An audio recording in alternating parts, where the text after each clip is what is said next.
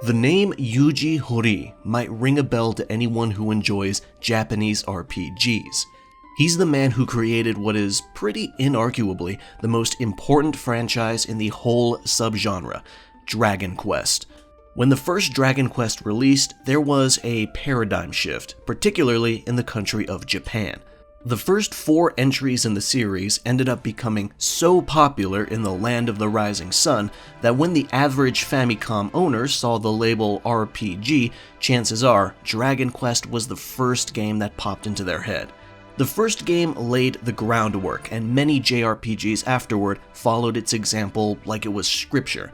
Japanese RPG lovers were so used to the typical experience of starting up a game, creating your character, perhaps grabbing some party members from the tavern in the game's first village, and immediately going dungeon diving.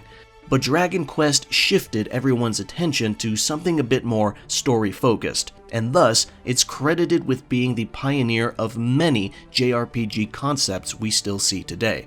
You might have heard of the myth that Dragon Quest games only release on Saturday in Japan because of a law mandating it in order to minimize loss of productivity around the country, but that's only half true. Dragon Quest games do release on a Saturday usually, but it's because if they release on a weekday, then student truancy skyrockets because kids and teens are waiting in line at stores to buy the game instead of going to class.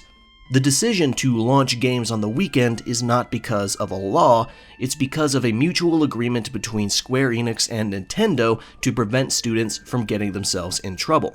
Still though, the fact that both companies felt it was probably necessary speaks a lot to the popularity of the franchise over in Japan. Now all that aside though, Dragon Quest was not Yuji Horii's first game. It would be pretty damn remarkable if it was. Technically, his first game was a little project he created to enter a game programming contest sponsored by his soon-to-be employer, Enix, which would end up publishing Dragon Quest in the future. Now, this contest is actually an interesting story in itself, because you see, Enix wasn't always a video game publisher. The company started out as a tabloid publisher in 1975, named Eidansha Boshu Service Center, before shifting over to video games in 1982, because the PC 8800 series of home computers by Nippon Electric released in November 1981 and took Japan by storm. So the founder of the publisher, a Mr. Yasuhiro Fukushima, decided to follow the writing on the wall and shift his whole company towards making games for those computers. There was one problem though. Fukushima had no programming experience to speak of, and of course, he had no programmers under his employment. So, how was he going to start? Well, like any clever businessman would do, he took advantage of the resources available to him, specifically the popularity of his tabloid publishing service, by releasing an announcement of a contest for game programming hobbyists to participate in for a chance to win 1 million yen, which was equal to about $5,000 at the time, but that's still a lot to any teenager or young adult just trying to make it by. Fukushima plastered his contest everywhere. It was on TV, in hobby magazines, flyers on the walls of local clubs, everywhere he could feasibly get the word out. By the time the entry window was closed, his so-called first game hobby program contest had received approximately 300 entries from talented young programmers around Japan. Not everyone could take home the prize, unfortunately, so Fukushima narrowed it down to 13 winning entries that were cleaned up and prepared for distribution in February 1983. And one of those games was Love Match Tennis by a 29-year-old freelance writer named Yuji Horii. It almost sounds like a fairy tale, like he was handpicked by the heavens to end up one of the most important people in the industry. One moment he was just a regular person getting by with his various writings for different publications, and the next he's suddenly on the path to being one of gaming's greatest figures thanks to one contest set up by an ambitious entrepreneur. Fukushima himself was also a very dependable figure about how he ran his new game publishing business. He began a royalty program for his developers so they were paid a higher bonus in proportion to how well their game sold, and he gave everyone proper credit.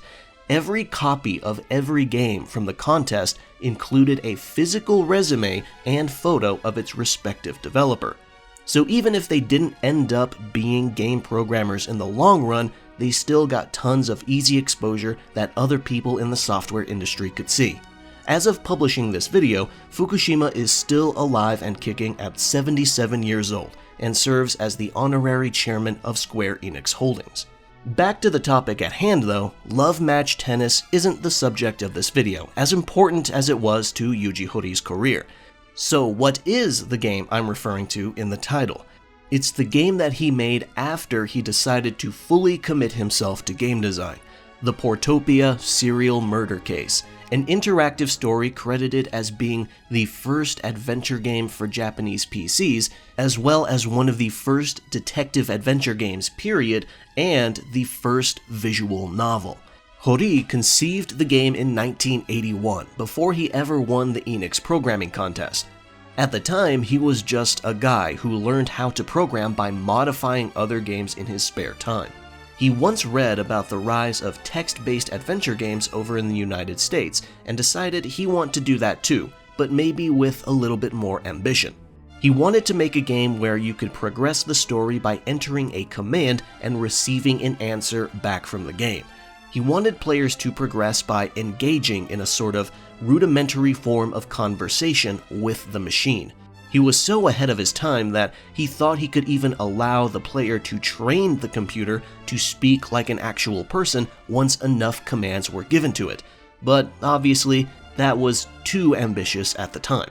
He also wanted to implement branching, non-linear storytelling where only a fraction of the game was progress and the rest was the player simply figuring out how the game would respond to their commands.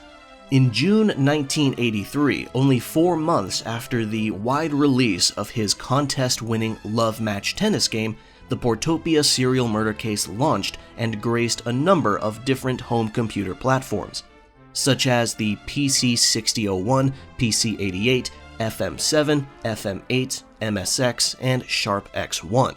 The end product was a fascinating and groundbreaking visual adventure where the narrative was told with a combination of pictures and text in a first-person perspective. The way the game conversed with the player was through a primitive text parser that required you to type a verb and a noun, such as read and book. The game also has a branching dialogue system where the player would receive critical information by entering the right commands when interacting with NPCs. Horii stayed true to his vision of non-linear gameplay by allowing the player to travel between areas in an open world and reaching different endings based on who you would pick as the culprit of the crimes.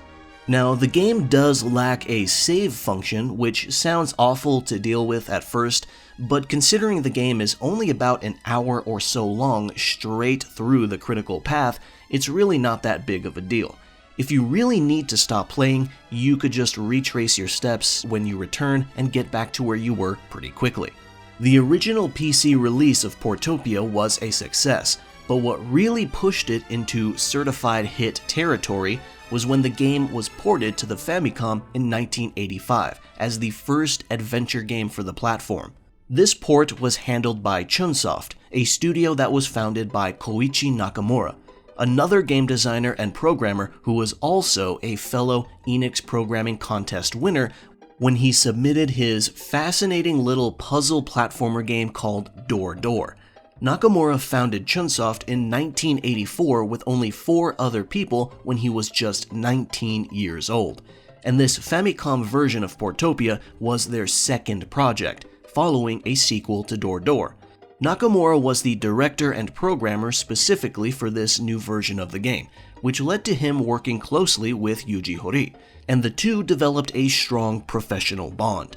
The Famicom version of Portopia made some significant changes, with the biggest being the total removal of the text-based parser and replacing it with a much smoother and easy-to-use list of commands that the player can select with the D-pad. A new sequence was also added where the player explored a 3D underground dungeon maze, which Horii wanted to add due to being influenced by playing wizardry at the time.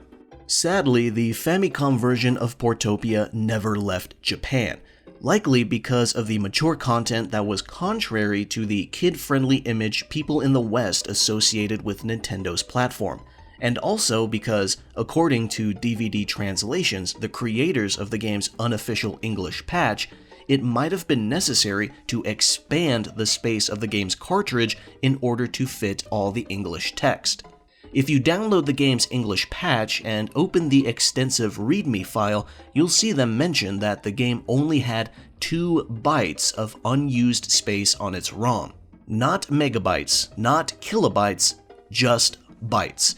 To put into perspective how little space that is, if you open up Notepad right now and type the game's full title and then save it, it takes up about 31 bytes, over 15 times the amount of leftover space on the ROM. The game was tightly packed into the space it had.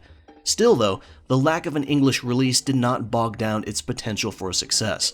The Famicom port sold over 700,000 copies and would go on to be very well received by players and reviewers. It was a revelation. Its influence would ripple across the industry for years to come. But just saying that is kind of vague, especially for people who don't read or play visual novels. So let's take a look at a couple other famous game designers who credit Portopia with getting them into the industry. You might have heard of these people. The first one is Hideo Kojima, best known for being the creator of Metal Gear and more recently Death Stranding.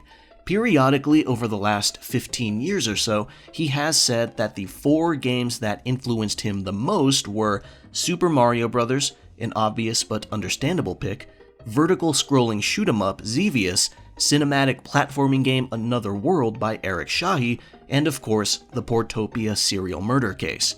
He casually mentioned on Twitter back in 2021 how playing Portopia got him stumped on a specific part of the game that took days for him to solve without any outside help, but the feeling of finally getting through it was immensely satisfying. You can see the influence the game had on him even more clearly in Snatcher, the cyberpunk adventure game that Kojima wrote and designed right after his directorial debut of Metal Gear. It's considered one of Kojima's best works, but it sadly lives in the shadow of Metal Gear. It doesn't end there though. The most direct reference Kojima ever made to Portopia in his games was when he straight up put the game's code inside Metal Gear Solid 5 Ground Zeroes and The Phantom Pain, leaving it for fans to discover. Something only he would be crazy enough to do. The next big name inspired by Portopia is Eiji Aonuma, producer of the Legend of Zelda franchise, starting with Ocarina of Time, which he also directed, just as he did Majora's Mask, Wind Waker, and Twilight Princess.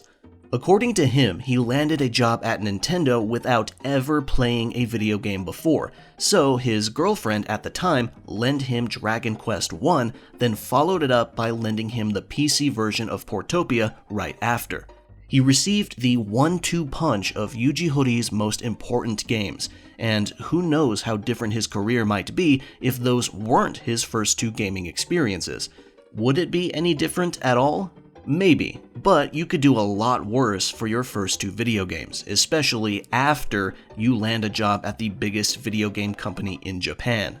So now the question is, can you play Portopia right this second? Is it even available on any current-day digital storefront for people to enjoy? Now sadly, this is where things take a turn for the worse. After the game's Famicom port, it only received 2 more versions, and both were exclusive to Japanese mobile services. The first mobile version was released in 2001 for the iMode service, then in 2003 for EasyWeb and Keitai. This version of Portopia was part of a trilogy of Horii's mystery adventure games, and featured updated graphics and a save function for the first time. Then the same trilogy was re-released in 2005 and 2006 for the same mobile services again, with even further updated graphics, background music, and a new hint function that actually took away an endgame reward if you used it too frequently. And that's it. No more versions of the original Portopia exist beyond that. Now, I say original because there is a different type of Portopia that released in 2023. You might have heard of it. It's a modern remake of the game featuring the natural language processing features that Horii initially dreamed up when he first made the game 40 years prior. But there is a big problem though. The public version of the game, which you can download from Steam right now for free, has the natural language generation features disabled, out of fear of the feature being used to generate unethical replies, which is a silly and counterproductive fear to have if you want to push language generation. This means the one and only gimmick that would justify this remake's existence doesn't even work and turns the game into more of a chore than the primitive verb-noun parser did for the original game in 1983. As of writing this video, this version of Portopia is sitting at a very negative rating, and frankly, it deserves it. Hopefully, one day we'll receive a real re-release for this game. Whether it's the NES version ported to modern platforms, the mobile versions ported to modern platforms, another new version with new art and maybe voice acting, or perhaps even the remake with functional language processing. It's a shame that such an important game is basically abandonware, and the only way to play it now is either second-hand with increasingly rare physical copies on aged hardware, or just piracy. Unfortunately, it doesn't stop at just Portopia. I mentioned a while ago that Yuji Horii had a trilogy of mystery games ported to those mobile services, and those were his follow-ups to Portopia. The next two mystery games were the Hokkaido Serial Murder Case and Karuizawa Yukai Anai. The former actually does have a modern remake currently available on modern platforms, in English. It just came out last year and is properly functional, unlike the Portopia remake with disabled language generation. But the latter hasn't had any new versions since those Japan-only mobile releases. And to make matters more complicated, it doesn't seem to have an English fan translation either, likely because the game was never ported to the Famicom because it featured more sexual themes. So the classic versions of Karuizawa Yukai Anai are stuck on Japan-only PC platforms that are more complicated to emulate than the Famicom or NES. I'm not completely sure where one would begin with trying to remedy the situation, but I can only hope accessibility for the game is somehow made easier in the future. But to step back into the past for a bit, the next question arises. What was Horii's next project after his mystery games? Now, you already know the answer to this, but let's pretend you don't. Basically, Horii wanted to tackle the RPG genre next, but he wanted to make some changes to the typical formula. The majority of RPGs were on PC at the time, but he felt that the Famicom would be the ideal platform for the game he had in mind. A game that featured a more reasonable learning curve, and a game with quick level ups and an end goal that you could see and race to as soon as you gained control. There are no physical boundaries stopping you from heading straight to the last dungeon, except really strong monsters that might wipe you out. But it was theoretically possible, making the game one of the earlier examples of non-linear progress in RPGs. To make this dream a reality, Horii would team up with his friend, Chunsoft colleague, and fellow Enix contest winner, Koichi Nakamura. Horii would serve as the writer and designer of the game, and Nakamura would serve as director and programmer. But the team didn't stop there.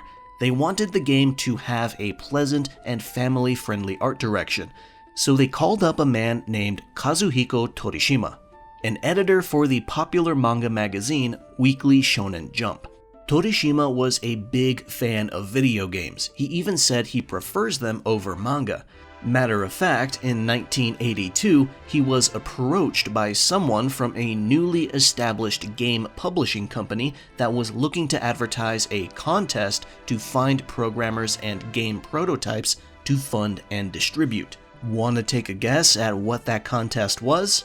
That's right, it was Enix's programming contest, and being the savvy editor he was, Torishima locked down exclusivity as the contest's only magazine sponsor, and he sent a freelance writer to go cover it, a man named Yuji Horii, who secretly entered the contest himself. And now, years later, that freelance writer is back and asked Torishima to hook them up with an artist fitting for the game's direction. And Torishima chose a mangaka he personally worked with who had recently hit success with his new adventure series called Dragon Ball. Torishima tapped Akira Toriyama. This deal worked in several ways, because by having a Shonen Jump mangaka working on Horii's new game, the magazine had a reason to cover the ongoing development of it. Torishima also claimed that it was him who convinced Enix to fully fund the game themselves and keep Shueisha, the owner of Shonen Jump, out of the project, because it would be better for the game in the long run to not have them interfere with creative decisions, and because it would allow Toriyama to keep a larger cut of the profits. With that, the main team was assembled and the game began development. And in 1986, Japan was blessed with Dragon Quest, followed by North America in 1989. Thus, our video comes full circle. And now you know it all. The Enix programming contest, the humble beginnings of Yuji Horii's career, the lead-up to Dragon Quest, and most importantly, how the Portopia serial murder case tied it all together. With two of the most influential games ever made on his resume, Yuji Horii is one of gaming's greatest figures. The first Dragon Quest continues to rightly receive a lot of positive attention. In fact, an HD 2D style remake of 1 and 2 bundled together will be released later this year. Unfortunately, Portopia has not received the same amount of love. Instead, it gets a remake using language processing technology that doesn't even function properly. Hopefully, this is a wrong that becomes right in the future, and we get a proper new version of the game that works like it's supposed to, because it's a shame to see a title so important continue to be buried by the sands of time. At the very least though, if you didn't know about the game before, then by watching this video, you know about it now. If you want to play the NES version of the game yourself, a link to DVD Translation's page for their patch will be in the description. The game was translated by a native Japanese person who actually played the game when it first came out on the Famicom back in the 80s, so that's pretty cool. The patching process to translate the game is a little more complicated than more recent methods, because they released this patch almost 15 years ago now. The patching process involves using a utility tool that requires DOS, so you have to download DOSBox to use it. I can't tell you how to get the game directly, but it's nothing a couple minutes of Google Foo can't handle. Alternatively, you can just watch someone else play through it here on YouTube. This concludes my video on the Portopia serial murder case. Thank you for watching, and I'll see you around.